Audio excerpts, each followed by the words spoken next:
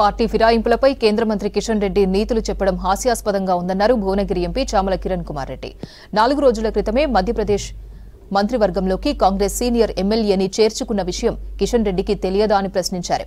గతంలో కాంగ్రెస్ ఎమ్మెల్యేలను BRS చేర్చుకున్నప్పుడు Kishan Reddy silent గా ఉన్నారని ఆరోపించారు. బీఆర్ఎస్, బీజేపీ, డీఎన్ఏ ఒక్కటేనని విమర్శించారు ఎంపీ చామల.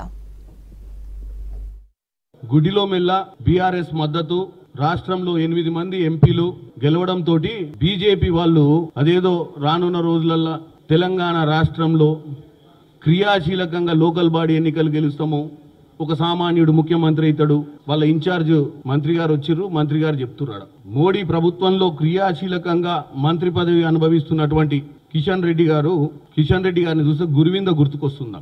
రాజ్యాంగం నడి రోడ్డు మీద ఉందంట కిషన్ రెడ్డి గారు. ఎందుకంటే బ్రహ్మాండమైన ఇంతకుముందు ఉపన్యాసాల్లో కొద్దిగా వీక్ ఉండేటోడు, ఈ మధ్య స్ట్రాంగ్ అయిపోయాడు ఉపన్యాసంలో. రాజ్యాంగం నడి రోడ్డు మీద ఉందని చెప్పి కిషన్ రెడ్డి గారు మాట్లాడుతున్నారు. 10 రాష్ట్రాలల్లో ప్రభుత్వాన్ని కూల్చిన బీజేపీ రాజ్యాంగాన్ని కాపాడుతుందట, మేము రాజ్యాంగాన్ని నడి రోడ్డు మీదకి తీసుకొచ్చినామంట.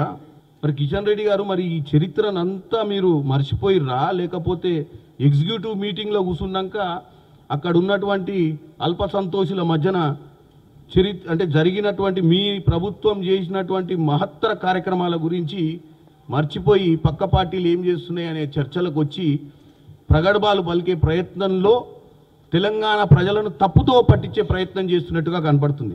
పోనీ మా దగ్గర జాయిన్ అయిన ఎమ్మెల్యేలను మేము ముందే చెప్తున్నాం, అన్కండిషనల్గా జాయిన్ అవుతారు. ఇక్కడ గత 10 ఏళ్ల ప్రభుత్వము, కేసీఆర్ ప్రభుత్వంలో స్వేచ్ఛగా ఎమ్మెల్యేలుగా కేసీఆర్నే కలవలేని పరిస్థితిలో ఎమ్మెల్యేలు ఉన్నవారు ఈరోజు రేవంత్ రెడ్డి గారికి ఉన్నటువంటి సాన్నిధ్యం, వాళ్ళ ఎమ్మెల్యేలతోటి 24 గంటలు అందుబాటులో ఉండడము, డెవలప్మెంట్లో భాగస్వామ్యం తీసుకోవడము, ప్రతి ఎమ్మెల్యేకి ఇంపార్టెన్స్ ఇవ్వడాన్ని చూసి ఈరోజు ఎమ్మెల్యేలు అందరూ కాంగ్రెస్ పార్టీలోకి వస్తుర్రు.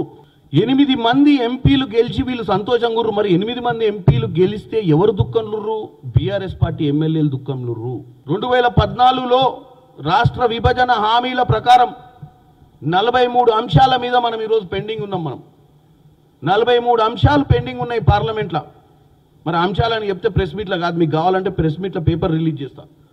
మరి కిషన్ రెడ్డి గారు ప్రభుత్వంలో ఉండి ఇంత చిత్తశుద్ధితో ఉండి, మరి కిషన్ రెడ్డి గారు ఆ రోజు పార్లమెంట్లో ఒక మంత్రిగా ఉండి కూడా మా రాష్ట్రానికి రావాల్సిన విభజన హామీలు ఇవ్వండి, బయ్యారం ఉక్కు కర్మాగారం ఇవ్వండి, ట్రైబల్ యూనివర్సిటీ ఇవ్వండి, కోచ్ ఫ్యాక్టరీ ఇవ్వండి, టర్మరిక్ బోర్డు ఇవ్వండి, ఇట్లా చెప్పుకుంటూ పోతుంటే ఐటీఆర్ ఇవ్వండి, ఇవన్నీ చెప్పుకుంటూ పోతే చాలా అంశాలు ఉన్నాయి. మరి అవన్నీ చేయకుండా ఈరోజు సిగ్గుశరం లేకుండా ఎగ్జిక్యూటివ్ మీటింగ్ పెట్టి తెలంగాణ ప్రజలకు ఏం చెప్దామనుకుంటున్నావు? 10 ఏళ్ళ అధికారంలో ఎవరున్నారు ఢిల్లీలో?